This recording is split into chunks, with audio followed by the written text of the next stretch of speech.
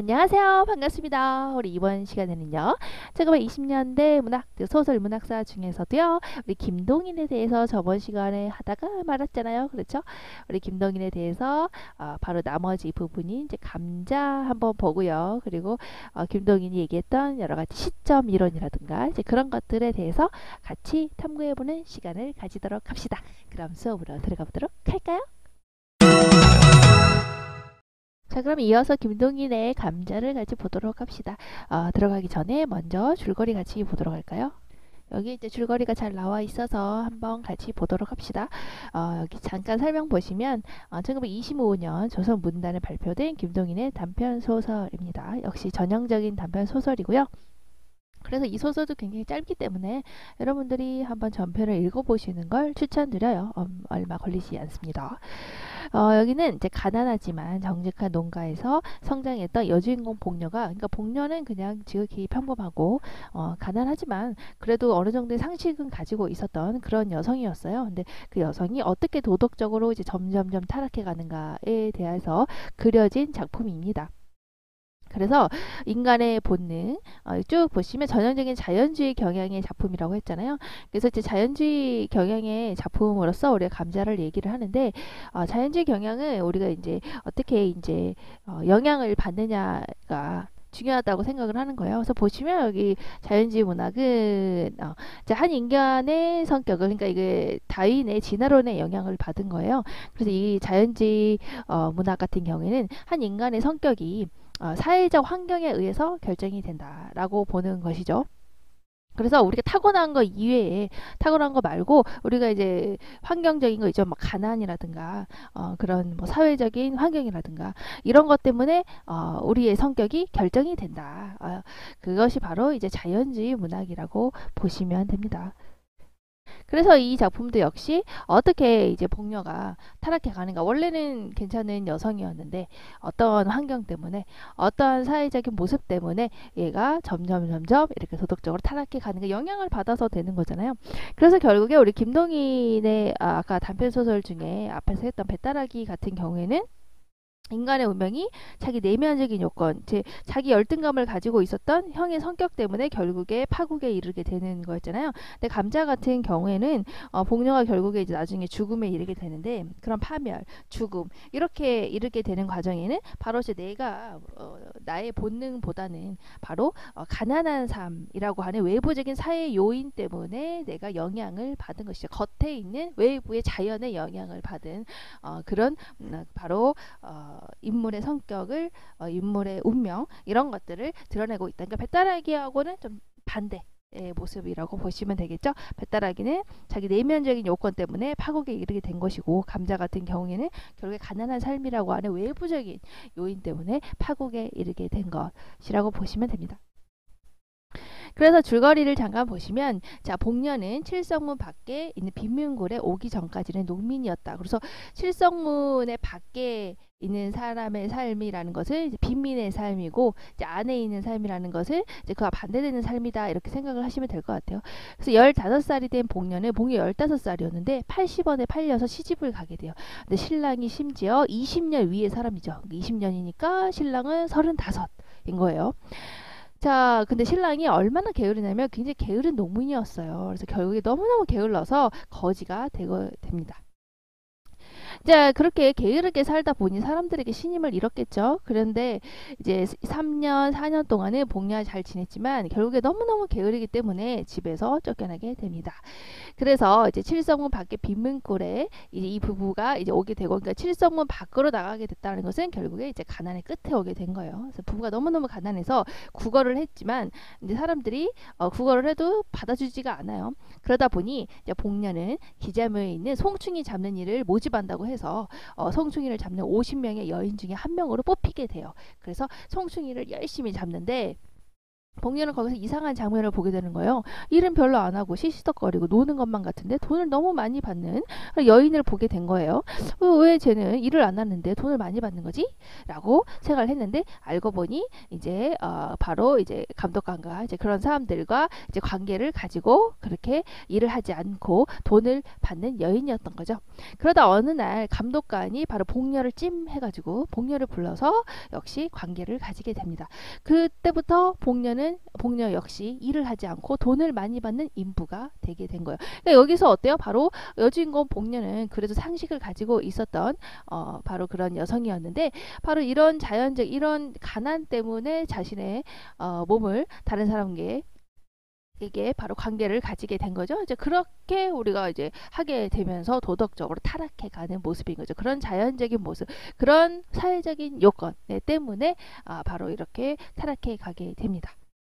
자, 그렇게 하다가 그렇게 계속 관계를 가지면서 돈을 벌게 된 거예요. 근데 이것에 대해서 부끄럽다든가 이렇게 생각을 가지지 않고 복녀는 뭐 어때? 이렇게 생각을 하고 오히려 얼마 받았어? 자랑을 하기도 하고 이렇게 하는 식으로 이제 점점 변해가게 된 거죠. 타락해 가게 되는 거예요. 그러다가 빈민굴의 여인들이 칠성문 밖에 있었던 중국인 왕서방 집에 가서 감자나 고구마 등을 이제 훔쳐오게 됩니다. 자, 복녀도 역시 이제 감자 이런 것들을 훔쳐오게 되다가 걸려요. 역시 왕서방이 가자 그래서 1시간 동안 있다. 그러니까 왕서방과 이제 관계를 가지게 된 거죠. 자, 그리고 나서 역시 또 돈을 받게 됩니다. 자, 그리고 그 이후로 이제 왕서방은 복녀를 잘 찾아가고 왕서방이 오게 되면 남편이 있잖아요. 근데 남편도 되게 쓸데없는 사람이에요. 왕서방이 오면 남편도 자리를 은근히 피해줍니다. 자, 그러다가 이제 그렇게 둘이 이제 관계를 가지고 돈을 버는 사이가 된 거죠, 복녀가. 그러다가 왕서방이 100원을 가지고 색시를 사게 됩니다.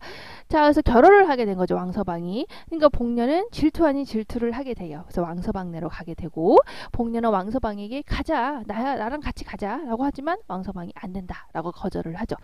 자, 그러니까 복녀는 색시를 때리고 낫을 들어요. 그렇게 날뛰던 복녀는 어느샌가 바로 이제 낫을 뺏기고 바로 이제 왕서방이 낫을 뺏었겠죠. 그리고 목에서 피를 쏟고 있었다. 이제 왕서방이 이제 목을 쳐가지고 바로 이제 복녀가 죽음에 이르게 됩니다. 그런데 이게 굉장히 처참한 환경이잖아요. 그런데 이 왕서방이 바로 남편을 찾아가요. 남편에게 찾아가서 돈을 주고 어떻게 되냐. 결국에 시신은 복녀의 남편 집으로 옮겨지게 되고 시체 주위에 복녀의 남편 왕서방 한방의사가 같이 앉게 되고요. 왕서방은 복녀의 남편에게 10원짜리 지폐 3장을 30원 준 거죠. 한방의사에게는 10원짜리 지폐 2장 20원을 준 거죠.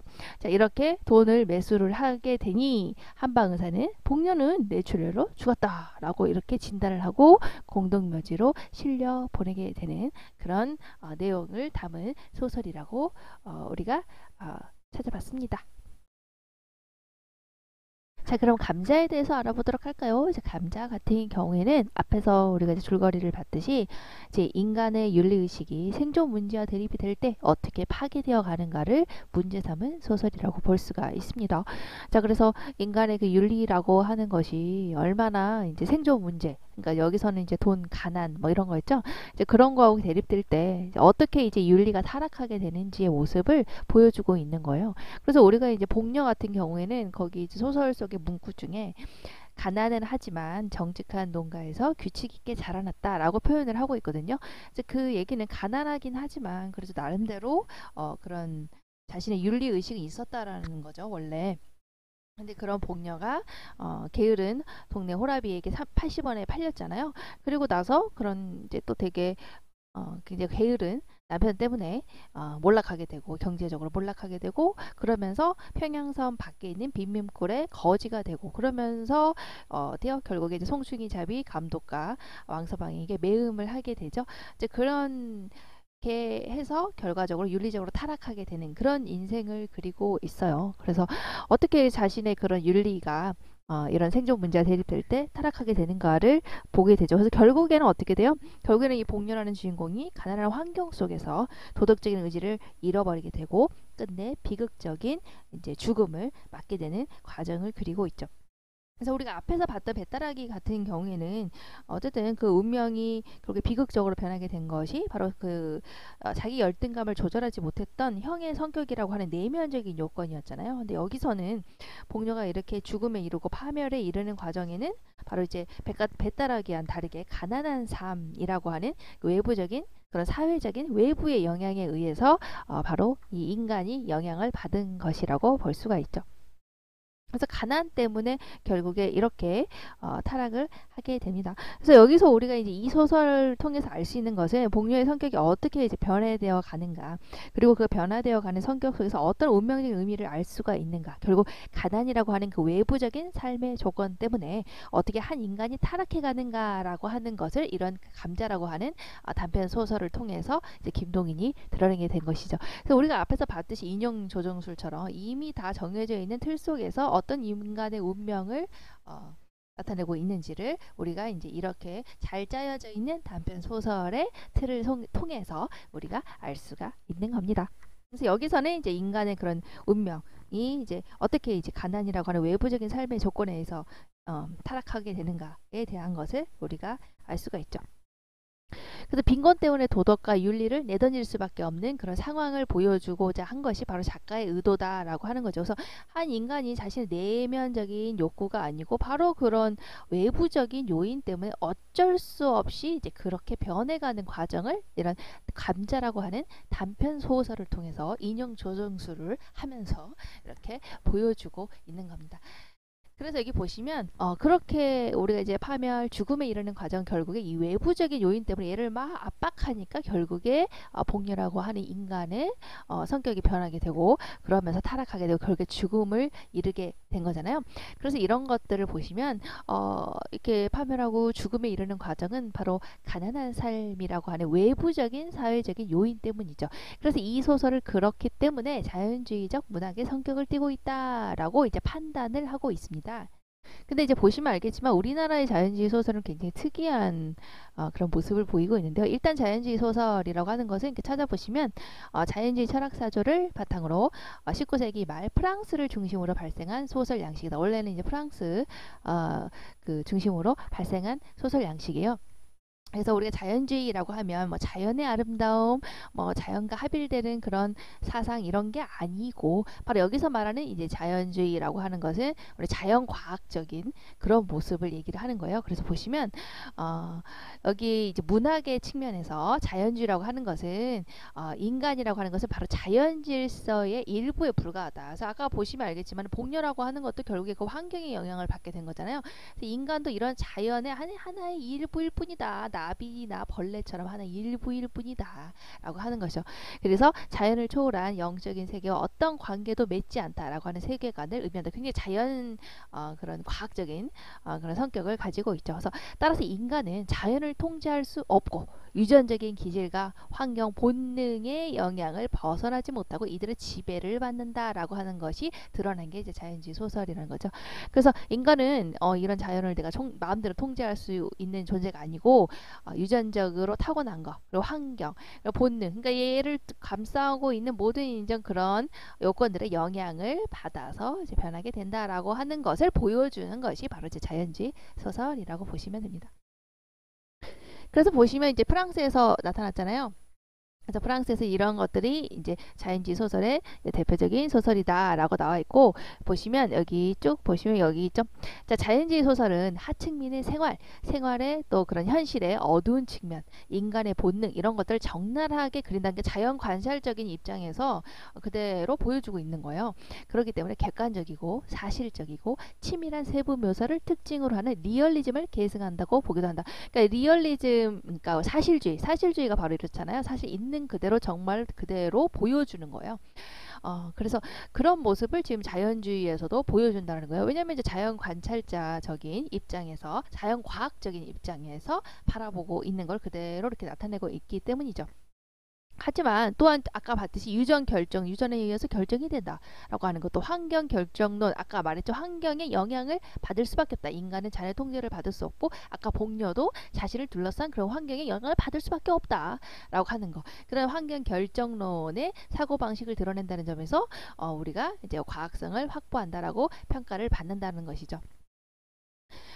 그렇지만 이제 전망, 이제 미래에 대한 그런 희망, 미래에 대한 이야기 그런 것들은 드러나 있지 않다라는 점에서 우리가 이제 비판을 받기도 한다. 그래서 우리 문학에서 이제 자연주의 소설에서는 바로 이제 염상섭의 표본실의 청개구리, 김동인의 감자가 언급이 되는데, 그런데 이제 우리가 이제 앞에서 쭉 봤던 그런 이제 현대 문학의 연구자들이 자연주의 개념을 프랑스에서 발생한 이 자연주의가 아니고 일본 문단에서 통용되는 자연주의로 이해해서 이렇게 오류가 돼서 염상섭과 김동인을 든 것이다라고 얘기를 하고 있어요.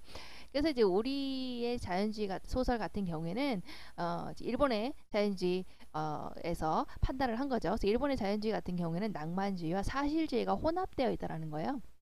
그래서 보시면 알겠지만 김동인의 감자 역시 보시면 자연주의적인 성격, 그러니까 이제 어때요? 환경의 영향을 받은 것이죠. 가난이라고 하는 환경의 영향을 받아서 결국에 원래는 굉장히 규칙 있게 자라난 나름대로 윤리의식이 있었는데 복녀가 그 윤리의식이 파괴되어 가게 되잖아요. 그래서 영향을 받아서 변하게 되죠. 그런 이제 자연주의적인 모습을 보여주고 있지만 또 그 모습을 있는 그대로 보여주고 있잖아요. 그래서 사실주의의 모습도 보여주고 있는 거예요. 그래서 우리나라의 자연주의 소설은 이제 사실주의하고 이렇게 섞여져 있는 모습이라는 것을 우리가 알 수가 있습니다. 그래서 1970년대 이후에는 바로 이제 자연주의 소설이 아니고 우리 위에 있는 염상섭의 표본실의 청개구리와 김동인의 감자를 자연주의 소설이 아니고 한국 문학과 자연주의 연관성을 찾기 어렵다라고 보는 것이 일반적이다. 요즘에는 이렇게 본다라는 거예요. 다시 말해 한국 소설에는 진정한 의미의 자연주의 소설이 없다라고 얘기를 하고 있죠. 다만 여기 나와 있죠. 김동인의 감자의 경우에는 자연주의식 세계관과는 크게 관계가 없지만 굶주림, 성욕에 지배당하는 사람을 관찰하고 있다라는 점에선 우리가 이제 자연주의적으로 우리 볼 수가 있다라고 얘기를 하고 있습니다. 그래서 우리가 이제 흔히 이제 김동인의 감자 같은 경우에는 아까 이제 환경의 영향을 받아서 인간의 본능이 어떻게 변하게 되었는지, 그리고 어떻게 타락하게 되었는지라고 하는 그런 인간의 운명을 드러내고 있다는 점에서 우리가 이제 자연주의적인 모습을 보인다라고 이제 흔히 얘기를 하고 있죠. 그래서 우리가 마지막 부분, 이제 그 김동인의 감자의 마지막 부분을 보면 이제 복녀가 죽게 됐는데, 죽고 나서 이제 바로 이제 거래를 하잖아요. 남편과 돈 가지고 거래를 하는데, 그런 장면들이 굉장히 어떤 이제 안타깝다라든가 비극적이다라고 하는 그런 느낌을 준다기보다는 그냥 있는 그대로 객관적으로 나타내고 있죠. 그래서 이런 걸 봤을 때 오히려 이제 아주 간단하게 그냥 사건의 모습만을 보여주고 있는 그런 면에서 철저하게 우리가 객관적인 현상을 묘사하려고 하는 작가의 그런 태도를 엿볼 수가 있어요. 그래서 이 점은 우리가 이제 객관적인 묘사와 주관적인 서술 사이의 균형을 중시하는 근대 소설의 서술적 기법의 가능성을 우리가 이제 감자에서 찾을 수 있다라고 하는 거죠. 우리 이전에 이제 춘향전이라든가 뭐 그런 소설들을 흥부전이라든가 이거 보면은 어찌 가련하지 않으리요라고 하는 자신의 그런 감정이 그대로 이렇게 표출이 되어 있다라는 것을 알 수가 있잖아요. 그런데 우리가 근대로 오게 되면서 살짝 이렇게 3인칭의 시점에서 살짝 이렇게 인물과 거리를 두고 우리가 이제 표현을 하고 있잖아요. 이제 그런 것이 바로 이 감자 소설에서 그 마지막 부분에서 드러나 있다라는 거 하는 점에서 좀 더 이제 근대 소설의 그런 서술적인 기법으로 들어가는 가능성을 보여주고 있구나, 이렇게 볼 수가 있습니다. 우리 문학사에서 사실주의하고 자연주의는 명확하게 이제 구분이 되지 않기 때문에 다시 얘기를 하자면, 사실주의 같은 경우에는 리얼리즘이어가지고 정말로 이제 과학적으로 그런 공평한 태도로 이제 그렇게 우리가 객관적으로 이제 사물을 있는 그대로 정확하게 재현하는 게 바로 우리가 사실주의라고 하면 될 것 같아요. 가난한 삶을 나타낸다라고 하면 그걸 그 모습을 있는 그대로 객관적으로 드러내는 걸 우리가 이제 사실주의라고 하죠. 자, 그런데 우리가 이제 자연주의 같은 경우에는 아까 말했듯이 이제 환경의 영향을 이제 받는 측면을 많이 이제 표현을 하고 있다라고 했죠.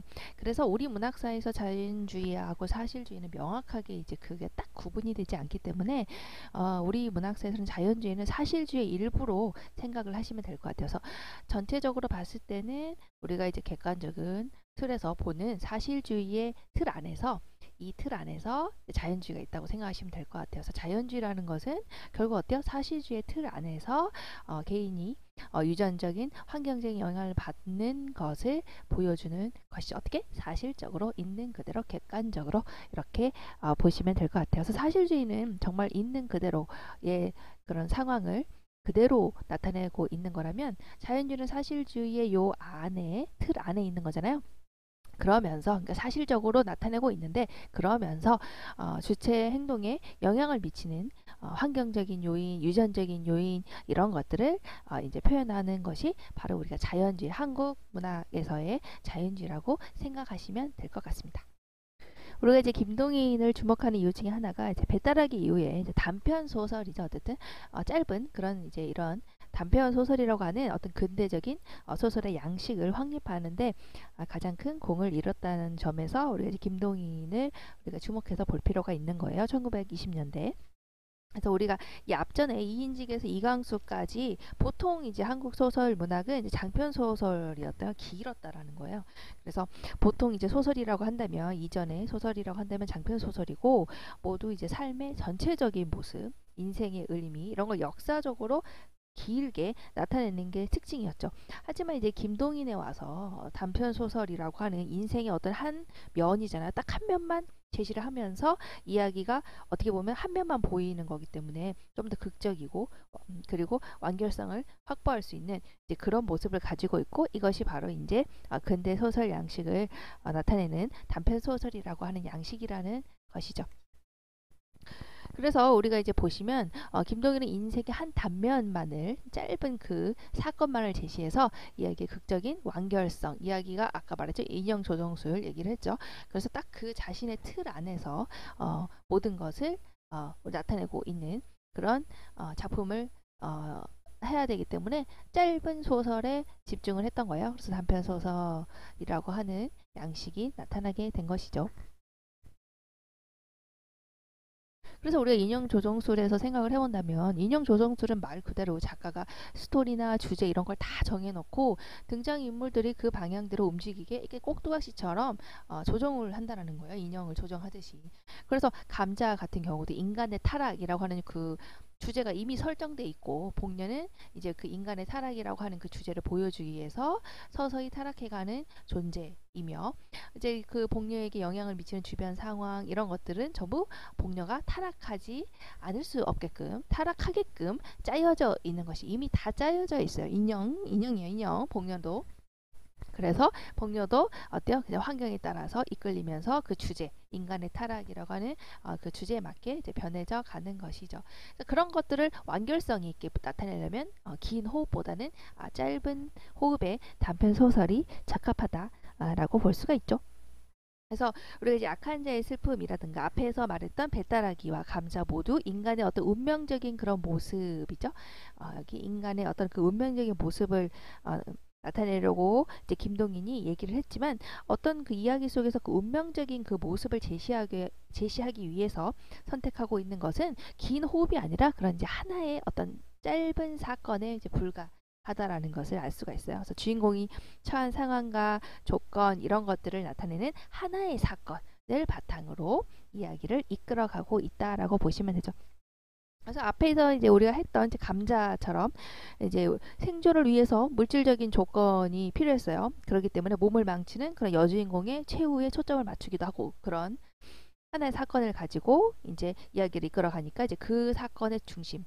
그리고 배따라기 같은 경우에는 자기 열등 의식의 노예가 돼서 스스로 삶을 파탄으로 몰아가는 운명적인 사내의 모습 이런 것들을 딱 그 모습 그 한 단면만을 가지고 하나의 사건만을 가지고 이야기를 이끌어가고 있습니다. 그래서 김동인의 소설 중에 이제 광염소나타라든가 이제 붉은 산이라든가 이제 광화사라고 하는 작품이 있는데요. 이 작품들도 읽어보시면 좋을 것 같아요. 그냥 짧기 때문에 금방 읽을 수 있고 읽어보면 어우 뭐 이런 예술 지상주의라고 했죠. 김동인의 모습이.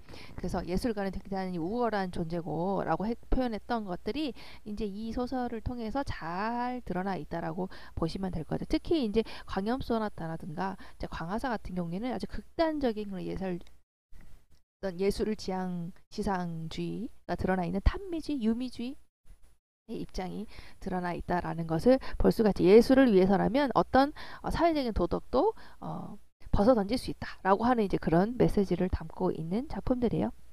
특히 이제 붉은상 같은 경우에는 굉장히 이제 비도덕적이고 모렴치한 인물이었는데 그런 주인공이 마지막 모습에 갑자기 휙 돌변해서 숭고한 민족애를 가지고 있더라. 라고 하는 것들이 드러나 있죠. 그래서 그런 이제 하나의 사건의 중심에서 볼 수가 있어요. 그래서 광염소나타라든가 이제 광화사라든가 이런 것들 보면 아름다움에 대한 어떤 추구 그걸 통해서 하려고 했지만 이제 절대적인 아름다움을 획득하지 못했어요. 그러면서 나타나는 어떤 좌절, 생애의 비극 이런 것들이 드러나 있는데요. 이렇게 인간 삶을 초월한 어떤 순수한 아름다움, 그 유미주의 앞에서 언급을 했었죠. 예술 지상주의 이런 것들을 추구했었던 바로 이제 김동인의 그 얘기가 담겨져 있는 것이죠. 그래서 작가 바로 이렇게 예술지상주의, 바로 이제 탐미주의, 유미주의에 입각해서 소설이 전개되고 있는 것은 작가인 김동인의 소설 미학이라고 얘기를 하고 있습니다. 또 김동인의 소설에서 가장 큰 우리 중요한 특징 중에 하나는 다양한 서술적인 시점을 작품에 활용을 하고 있다는 거예요. 이 점이 바로 근대적인 소설의 기법을 확립했다라고 보는 거죠. 그러니까 다양한 서술적인 시점을 작품에 활용을 하고 있다라는 거예요. 그래서 얻다라고 하는 우리 이제 과거 시제를 나타내고 있는 서담한 어미죠. 그래서 이거를 표현한 우리 과거의 종결형을 도입을 했다라는 거, 그리고 그라고 하는 3인칭 대명사를 소설적으로 활용했다라고 하는 점이 바로 김동인 자신이 자신의 소설적 기법의 성과로 지목한 거라고 볼 수가 있습니다. 특히 이제 소설에서 시점이라고 하는 것은 어떤 거예요? 바로 이제 누가 어떤 각도에서 이야기를 하는가를 결정하는 것이 되겠죠. 근데 소설에서 이제 화자가 이제 드디어 이제 변하게 된 거예요. 그 이전에는 우리가 이제 흥부전이라든가 심청전이라든가 이런 걸 생각해 본다면 내가 심청인지 심청이가 난지 알 수 없는, 그래서 너무나 밀접한 그런 전지적 작가 시점의 모습을 가지고 있었죠. 근데 이제 바로 이제 김동인에 와서 이제 확실하게 이제 거리를 두고 표현을 하게 됐다라는 거예요. 그래서 내가 간다라기보다는 이제 그가 갔었다 이렇게 하게 되면은 어때요? 그라고 하는 인물을 내가 이렇게 밖에서 이제 관찰을 하면서 좀 더 거리를 둘 수가 있죠. 이 소설 속에 있는 인물과 내가 이제 거리를 둘 수 있게 되는 거예요. 그 얘기라는 것은 바로 어때요? 대상으로서의 그런 세계, 대상으로서 세계와 분명한 어떤 선을 두고 내가 이제 거리를 두는 방식을 이제 우리가 이제 이런 과거 종을령의 도입이라든가 그라고 하는 3인칭 대명사를 쓰면서 이해하고 바로 이제 소설 속에 있는 대상, 이 대상과 이제 내가 드디어 좀 거리를 두고 한 발짝 멀리서 얘기를 할 수 있게 된 거예요. 이제 이렇게 볼 수 있다라는 것은 우리가 어떤 거예요? 결국에 이제 바깥 세계를 일정한 각도에서 바라볼 수 있는, 바깥 세계를 일정한 각도에서 바라볼 수 있는 것을 가지게 됐다라는 것을 알 수가 있는 거예요. 그렇게 되면 사물을 보는 각도와 거리가 인식이 되고 서술의 초점이 분명해지는 것이 되는 거죠. 즉 자신의 관점에 따라서 인식을 할 수 있다라는 것, 즉 우리가 서술상의 초점이 명확해지고 거리가 생긴다라고 하는 거죠. 근데 이런 게 왜 중요한 거라면 결국에 이렇게 했다는 것은 바로 개별적인 인간이 주체로서 자기 정체성을 확보했다라는 것과 연결이 된다는 거예요. 거리를 한참 두고 자신의 관점에 따라서 내가 이제 이 인물을 바라보게 되는 거죠. 한참 떨어져서. 근데 우리가 이제 아까 말했듯이 한국의 고전 소설은 심청전, 뭐 흥부전 이런 같은 경우에는 내가 흥부인지 흥부가 난지 알 수가 없는, 이렇게 서술에 대한 시점이 뚜렷하게 나타나 있지 않았다는 거예요. 전지적 작가 시점을 거의 두고 있었기 때문에 어떻게 보면 이 심청이라고 하는 인물과 그리고 그것을 보고 있는 나가 바로 이제 중첩이 되는 거예요. 그러다 보니까 이제 간격과 초점이 명확하지 않게 된 거죠. 심청이가 나 같기도 하고 내가 심청이 같기도 하는 그런 애매모호한 상태에서 글이 쓰여졌기 때문에 그런 걸 보게 되면 작품이 서술적인 간격, 초점 이렇게 명확하지가 않죠. 그렇기 때문에 서술의 주체와 대상사의 거리가 무너지게 되고 내가 넌지 알 수가 없으니까 어떤 서사적으로 긴장을 유지하기가 힘들게 된 거죠. 그래서 어떻게 생각을 해본다면 네가 넌지 내가 심청인지 알 수가 없는 그런 상태라고 우리가 생각을 해본다면 고전소설 시대에 살았던 사람들은 어떤 사물에 대한 객관적이고 합리적인 인식과 전망을 그런 모습을 지니지 않았을 가능성이 높다라고 볼 수가 있죠. 그래서 아직 합리적인 주체가 제대로 확립되지 못한 시대의 서사 양식에서 우리가 볼 수 있는 것이다. 그렇다면 지금 이제 다양한 서술적인 시점, 바로 이제 얻다라고 하는 과거 종글형의 도입이라든가 그라고 하는 3인칭 대명사를 쓰면서 대상으로서의 세계와 좀 약간 거리를 둘 수 있게 된 것. 시라고 한다는 것은 이 사물에 대해서, 이 대상에 대해서 좀 더 객관적이고 합리적인 인식을 드디어 지닐 수 있게 됐구나 라고 또 생각을 할 수가 있게 된 거죠. 그래서 이제 근대적인 소설의 기법과 근대성을 지니고 있다, 이런 점에서 라고 볼 수가 있습니다. 우리가 이 앞에서 공부를 했지만 이광수의 소설 무정에까지도 아직도 어때요? 조금 더 그 덜하라고 하는 이제 회상이 들어가 있지만, 떨어져 있대 한층 이제 거리를 두는 방식을 쓰고 있기도 하지만 또 뭐 는다라고 하는 현재형 어미도 쓰고 있죠. 그렇게 돼서 조금 더 이제 시제의 브릿지가 일어나게 된다라는 거. 그래서 아직은 그때쯤에는 아직은 조금 미흡했지만 드디어 우리가 이제 김동인에 와서 좀 더 이제 거리를 두고 그렇게 객관적으로 합리적이고 이렇게 바라볼 수 있는 인식을 가지게 됐다. 개별적인 인간 주체로서 자기 정체성을 가지게 됐다. 바로 이제 근대성을 지니게 됐다라고 이제 얘기를 할 수가 있습니다. 특히 이제 김동인 같은 경우에는 배따라기라든가 붉은 산, 광화사 같은 점에서는 서사 내적인 화자를 설정을 했어요. 서사 내적인 화자의 설정이라는 것은 서사, 바로 이야기 안에 이제 화자가 있다라는 거죠. 이야기 안에, 그 이야기 안에 있는 화자가 바로 이제 대상을 바라보면서 쓰고 있는 거기 때문에 1인칭 화자라고 볼 수가 있어요. 그래서 이렇게 소설에서 1인칭 화자가 일반화되기 시작한 것은 바로 김동인이 시도했던 서사 내적 화자의 설정에서부터 우리가 시작되었다라고 볼 수가 있죠. 그리고 이제 약한 자의 슬픔이라든가 감자 같은 경우에는 서사 외적인 화자를 설정해서 좀 더 이야기 바깥에서 이제 객관적으로 이제 바라보는 시점이 나타나게 됐습니다. 자, 이렇게 서술적인 그런 주체와 대상과의 거리를 엄격하게 유지하기 위해서 서술의 문체에서 또 이제 과거 시제를 정착시키게 됐어요. 그래서 이제 무정에서는 앞에서 말했듯이 이제 과거를 말하는 이제 덜하라든가 그리고 현재를 말하는 는다가 혼용되어서 쓰는 걸 봤을 때 시제가 아직은 불일치됐다. 그래서 서술적인 거리가 아직은 불완전하다라고 소설 무정에서는 말할 수 있지만, 김동인 같은 경우에는 지문에서 얻다라고 하는 과거 시제 종결 어미를 활용해서 어때요? 좀 더 대상으로서의 세계와 분명한 구획을 짓고 조금 거리를 두고 객관적으로 바라보고 이렇게 합리적으로 바라볼 수 있는 그런 인식이 생겼다, 근대성을 가지게 됐다라고 볼 수가 있어요. 그래서 대상에 대한 객관적인 묘사, 그리고 그렇게 이런 서술을 객관적으로 서술할 수 있는 것을 바로 우리가 이런 김동인이 사용했던 이런 얻다라고 하는 이런 문체를 통해서 우리가 알 수가 있죠. 그래서 소설의 문체에서 과거 시제 얻었다의 체에 그리고 과거 시제 종결 어미를 정착했어요. 그래서 서술적인 주체와 대상 간의 어떤 거리, 서술의 주체와 대상 간의 거리, 내가 어떤 대상을 서술하는데 약간 거리를 두고 우리가 바라볼 수 있게 됐다 라고 하는 것은 바로 이런 소설에서의 이런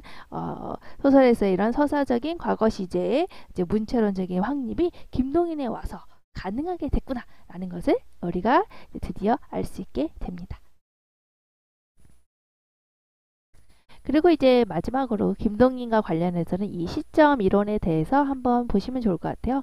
김동인은 1925년 조선 문단에 연재한 소설 작법이라는 것에서 시점에 관해서 이야기를 했어요. 그래서 이 네 가지의 시점을 얘기를 했는데, 물론 이제 현대의 시점하고 딱 이렇게 맞아 떨어진다라고 볼 수 없지만 그냥 이런 것들을 바로 이제 시점에 대해서 얘기를 했었구나, 이런 시점들에 대해서 얘기를 했었구나, 뭐 이 정도로 아시면 될 것 같아서 이 네 가지로 소설의 시점 유형을 분류해서 제시를 했다라는 거죠. 그리고 여기서 말하는 이론 묘사라고 하는 것은 일본의 평론가이자 소설가인 이와노 호메이가 사용한 말을 끌어다가 쓴 것이라고 생각하시면 될 것 같습니다. 그래서 이런 묘사체 A 형식이라는 이제 시점을 얘기를 했는데, 이거는 작가가 작중 이제 주요 인물의 눈에 비친 것에 한해서 쓸 수 있는 묘사체라는 거예요. 그래서 예를 들면 그 이제 작중 주요 인물이 나인 경우에는 1인칭 시점이 될 것이고, 작중의 주요 인물이 바로 가 된다면 3인칭 시점이 되겠죠. 자, 이것을 이제 이론 묘사체 A 형식이라고 할 수가 있어요. 그래서 인물이 작가에 의해서 조정된다고 해도 이제 외면상으로는 인물 자신의 의지에 의해서 생각하고 행동하는 것처럼 묘사되어야 되는 시점이 바로 이제 이론 묘사체 A 형식이라는 거. 그러니까 주인공이 나로 할 경우에는 1인칭 시점이 되고, 인물이 작가에 의해서 이 작가에서 조정된다고 하더라도 겉에서 볼 때는 나 자신의 의지에 의해서 생각하고 행동하는 것처럼 묘사되는 것이 바로 이제 이름 묘사체 A 형식이죠.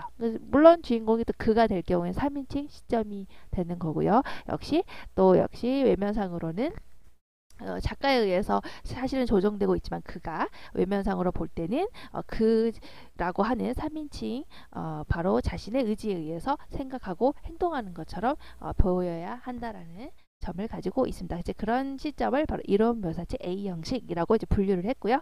또 이론 묘사체 B 형식이라는 것이 있는데, 이거는 작품 전체를 여러 부분으로 끊어가지고 한 부분씩 주요 인물을 바꿔가면서 쓰는 형식이에요. 요즘 이제 나오는 소설들이 이런 형식을 많이 쓰고 있죠. 예를 들어서 뭐 여자하고 남자가 서로 이제 만나기 전, 그리고 이제 만나서 데이트를 하고, 그 다음에 이제 데이트를 한 다음에 이제 집에 갔을 때 이렇게 딱 나눴다고 생각을 해보세요. 작품이 이렇게 내용이 있다 라고 한다면, 만나기 전까지는 뭐 여자의 시점으로 쓸 수가 있고, 예를 들어서, 그리고 또 만나서 데이트를 할 때는 또 남자의 시점으로 데이트가 전개되는 것이 어떤가에 대해서 쓰고, 그리고 또 다시 데이트 끝나고 나서 집에 갈 때 또 여자의 시점으로, 이런 식으로, 알겠죠? 그래서 이렇게 여러 부분으로 끊어가지고 한 부분씩 주요 인물을 바꾸어가면서 이렇게 쓰는 형식을 우리가 이론 묘사체 B 형식의 시점이다 라고 분류를 할 수가 있습니다. 그리고 이제 다원 묘사체라고 있는데, 이거는 뭐 그냥 오늘날의 전지적 작가 시점에 해당된다라고 보시면 될 것 같아요. 작가가 때와 장소를 가리지 않고 작품 속에 있는 어떤 인물이든지 묘사가 가능한 시점으로 전지적 작가 시점에 해당이 됩니다. 그래서 순객관 묘사체는 우리 지금 현재로는 이제 작가 관찰자 시점에 해당된다라고 볼 수가 있어요. 역시 작가가 작중 인물의 행동만을 묘사를 하는 거죠. 그래서 당연히 이제 우리가 이제 관찰하는 거니까 인물의 심리를 직접 묘사할 수는 없고, 오직 행동에 의해서 행동을 관찰하면서 이제 심리를 탐구할 수 있는, 역시 이제 작가 관찰자 시점이라고 생각하시면 될 것 같아요. 이렇게 이제 4가지의 시점을 가지고 있구나, 그 정도로 아시면 될 것 같습니다. 네, 수고하셨습니다. 여기까지 하면은 우리 1920년대 문학 중에서 우리 김동인에 대해서 알아보는 시간을 충분히 가졌을 거라고 생각을 할 수가 있겠어요. 우리 김동인 하면요, 이제 우리 특히 이제 자연주의 그런 소설, 그리고 특히 여기 한국의 자연주의 소설은 이제 사실주의 안에서의 자연주의라는 거, 그래서 사실주의적인 특징을 지니고 있는 자연주의 소설이라는 거 기억해 주시면 좋을 것 같고요. 그리고 역시 이제 탄미주의적인 경향을 가지고 있다고, 이제 예술지상주의적인 경향, 그런 것들을 가지고 있었다라는 거 기억하시면 좋을 것 같고요. 김동인의 시점 이론에 대해서 마지막에 했었잖아요. 이런 묘사체 A 형식이라든가 이런 묘사체 B 형식, 뭐 다원 묘사체, 순객관 묘사체, 이런 것들을 있었구나, 이런 것들을 다루고 있었구나 라는 거. 물론 현대 시점과 딱 맞아 떨어지진 않지만, 그래도 어쨌든 그 옛날에 시점에 대해서 그런 논의를 했다는 거, 최초로 전개했다는 그런 의의를 가지고 있구나 정도 아시면 될 것 같아요. 특히 이제 김동인은 인형 조정술 아시겠죠? 예술을 가지고 우리가 어떻게 우리가 이제 작가가 마음대로 조정할 수 있어야 된다라는 거, 작중 인물을 조정할 수 있어야 된다. 그리고 그렇게 딱 조정을 하려면 긴 호흡의 소설보다는 단편 소설이 좀 더 효과적이겠구나라고 하는 점. 그리고 이제 이광수와는 좀 다른 다른 이제 노선을 가지고 있었다는 거. 예술지상주의라든가 이제 그런 점 있죠. 그런 거 생각하시면 될 것 같고요. 그리고 이제 감자 있었죠. 감자가 이제 우리가 이제 특히 이제 자연주의적 경향을 가지고 있는 그런 소설이다라고 흔히 얘기하고 있다라는 거. 그리고 결말 부분에서는 오히려 객관적으로 표현을 하고 있어서 이제 그런 점이 이제 근대 소설의 특징을 가지고 있다라고 하는 거. 여러 가지를 얘기를 했어요. 그래서 그런 점들에 주의해서 기억해 주시면 좋을 것 같습니다. 우리 다음 시간에는요, 우리 김동인에 이어서 현진건에 대해서 알아보도록 해요. 역시 1920년대 소설 문학사에서 현진건, 특히 이제 사실주의 계열의 소설가니까요. 우리 그 부분에 대해서 다음 시간에 공부해 보도록 합시다. 다음 시간에 만나도록 해요. 안녕.